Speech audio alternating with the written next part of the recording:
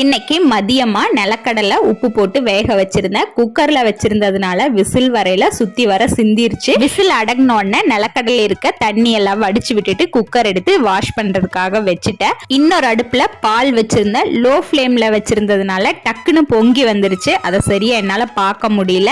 கீழே இருக்குன்னு பார்க்கல, டக்குன்னு மேல பொங்கி வந்து அடுப்பெல்லாமே ரெண்டு சைடுமே கசகசன்னு ஆயிடுச்சு. எடுத்து சிங்க்ல போட்டு நல்லா வாஷ் பண்ணிடலாம். வேலையோட வேலையாவே கிச்சன் கவுண்டர் டாப் சிங்க் இது எல்லாமே சுத்தமா கிளீன் பண்ணி வச்சிடலாம். வீடு நாளைக்கு கிளீன் பண்ணணும். அதனால இன்னைக்கு இந்த வேலை எல்லாமே கொஞ்சம் பண்ணிட்டோம் அப்படின்னா நாளைக்கு வீடு கிளீன் பண்ற வேலை கொஞ்சம் ஃப்ரீயா இருக்கும். மதியம் சாப்பிட்ட பாத்திரம் எல்லாம் இருந்தது, அதெல்லாம் வாஷ் பண்ணி தண்ணி வடியறதுக்காக கமுத்தி இருந்தேன். தண்ணி எல்லாம் வடிஞ்சதுக்கு அப்புறம் எடுத்து ஷெல்ஃப்ல மாத்திட்டு அந்த வாஷ் பண்ண பாத்திரங்கள்லாம் போடுற கூடையும் கொஞ்சம் அழுக்கா இருந்தது, அதையும் வாஷ் பண்ணி வச்சுட்டு டீ போட்டுட்டு மதியம் வச்ச பன்னீர் நல்லா வடிச்சிருச்சு. அதை கட் பண்ணி ஃப்ரிட்ஜில் எடுத்து வச்சிடலாம். நைட் டின்னருக்கு உப்புமா தான் சிம்பிளா முடிச்சு